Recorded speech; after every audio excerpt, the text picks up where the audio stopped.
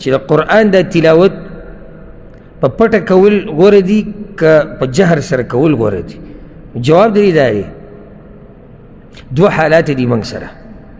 په یو حال کې په پټه قرت غوره دی او په بل حال کې په جهر سره قرت د قرآن غوره دي چې ځان له سړی ناست د مانځه مسله نه ده ځان له.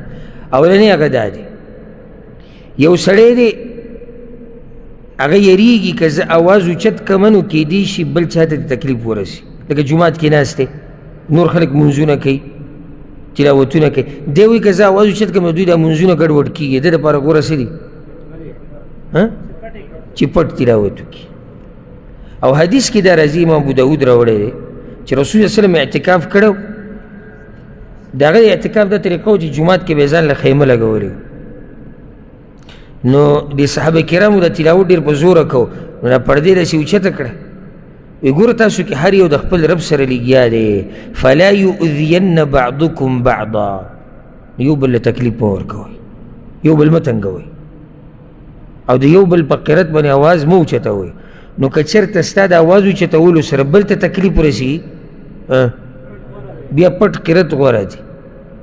ها اوس که یو سړی په ځان باندې یېرېږي د ریاکارۍ نه نو څنګه غوره دی؟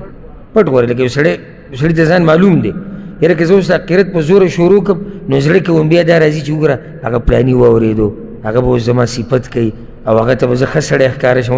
که دا قسمه خبرې دې زړه ته راځي نو بیا پټ قرت څه دی هغه غوره دی.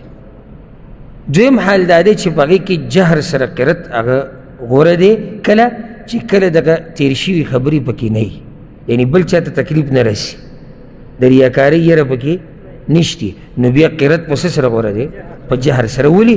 دلیل پې دی په صحیح بخاري صحیح مسلم کې حدیث دی ما اذن الله لشیء ما اذن لنبي حسن الصوت يتغنى بالقرآن يجهر به. وی الله داسې غوږ یو شي ته نه یږدي لکه څنګه چې د یو نبي ښایسته تلاوت ته غوږ یږدي اوري او هغه په زوره دا قرت کوي.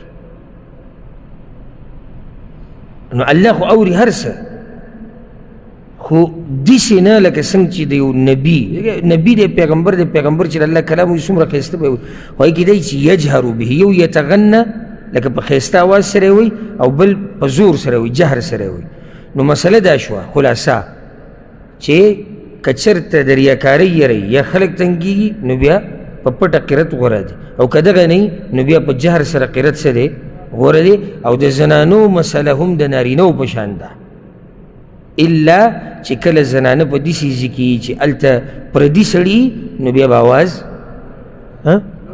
اواز به نه اوچتوي. والله اعلم.